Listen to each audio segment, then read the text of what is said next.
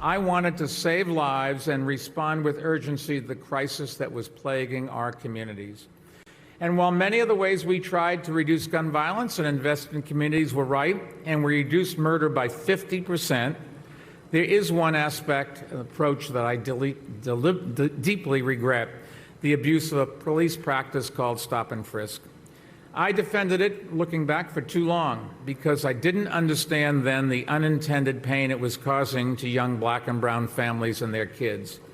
I should have acted sooner and faster to stop it. I didn't, and for that I apologized. All right, we'll get to that in just a second. Former Mayor Michael Bloomberg, again, apologizing for the city's stop and frisk policy. That was at a campaign event in Houston yesterday. While announcing the Mike for Black America, the Bloomberg campaign's national effort to reach black voters. Joining us now, New York Times reporter, politics reporter Jeremy Peters, who is traveling with the Bloomberg campaign, and New York Times internet culture reporter Taylor Lorenz, who is writing about the Bloomberg campaign strategy online, plus Reverend William Barber. He's president of Repairers of the Breach and co-chair of the National Poor People's Campaign. Great to have you all on board for this conversation.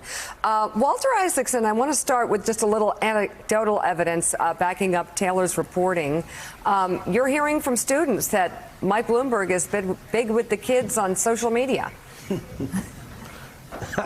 Well, as you know, and some of the students I've had, the great ones over the years, I teach a course here at Tulane on the digital revolution. And yesterday's class got turned over to a discussion of how memes, meme factories, and meme influencers, people who create memes on the internet, have become the new way of pushing ideas and discourse. We all know about social influencers on Instagram or Twitter, but these are people who create these things. And Michael Bloomberg, as was reported, and we'll hear more about it, is using that in a very smart way, and in some ways a humorous and sort of self-deflecting way of, I'm an old guy, help me figure this out, we can do this together.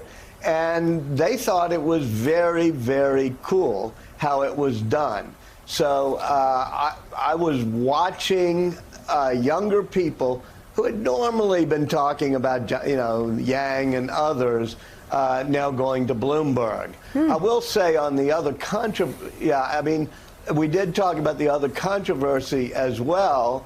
And, it's a class of students, very, racially mixed and socioeconomically mixed, and the question of things such as stop and frisk. There was a sense that Michael Bloomberg had done something they found unusual, which is to step forward, apologize, explain exactly why he felt it was wrong, and then come out with the Greenwood Initiative, which is his way of saying it's not just social justice, it's economic justice that has to be done. And I think they were saying it was good that he was looking forward on how he's going to address these issues. Jonathan Lemire. So Mike Bloomberg is 78 years old today. Happy birthday, Mr. Mayor. And not known as perhaps the warmest politician in terms of reaching out in retail. And we certainly know that at least to this point, Bernie Sanders seems to have the strong edge among young voters. Absolutely. But Taylor, this effort here, the meme effort, is part of a larger strategy, is it not? It's also the president, Mike Bloomberg is going after the president where he lives on social media. But much more, the most aggressive Twitter presence we've seen of any Democratic candidate so far. So walk us through the strategy, both the memes, but also larger what he's trying to do. Can it work with young voters? And secondly, just an overall strategy. Is this something that's going to get him ahead of the game? Well, I mean, it's what got Trump ahead of the game. If you look back, people saying, oh, influencer marketing, this is a new tactic in 2020. No, it's not. It's what got Trump elected. He wasn't necessarily paying these influencers, but he was bringing them into his circle. They're posting on his behalf. And, as he claps back at Twitter all day. He's become a meme in himself. I don't know. Bloomberg's taking a very paid approach. So, well, actually, you mentioned Walk us through a little bit. Yeah. So, he is paying groups of memers to post, these sort of self-referential memes all over. Memers? people who post memes on Instagram to very large followings in the tens of millions. Wow. He's spending $1 billion a day on Facebook ads, right? I believe is reported by NBC. So and then he's out there on Twitter, every few minutes posting. And in addition to that, he's amassed this very aggressive online army. So Bloomberg is doing exactly the same thing. Like he's basically he's paying people to post on his behalf. He's out there on Twitter responding to Trump, and. All right, so then I take that to, we're going to ping pong between young people and the very much needed African American vote. I want to bring Reverend Barver into the conversation. What, sir, are your personal feelings toward the presidential candidacy of Michael Bloomberg, his legacy, and also his now run for president as it pertains to African American voters? Well, first of all, thank you, Mika. Our past policies have to have an impact on our current support. And for instance, on this stop and frisk, thousands and thousands of people were hurt and disenfranchised by a policy that was racist and also based on unsubstantiated numbers. I think numbers where he said something like 90% and 95% of the murders. So those numbers are not even right. But here's a deeper question. The apology is great, but what was caused the formation of the policy in the first place? And is that still his thinking on policy when it comes to African Americans? These questions must be answered. And bigger than stop and frisk, what about voter suppression? What about 26 million people, 61% of African Americans living in poverty and low wealth? What about resegregation of public schools? What about voter suppression?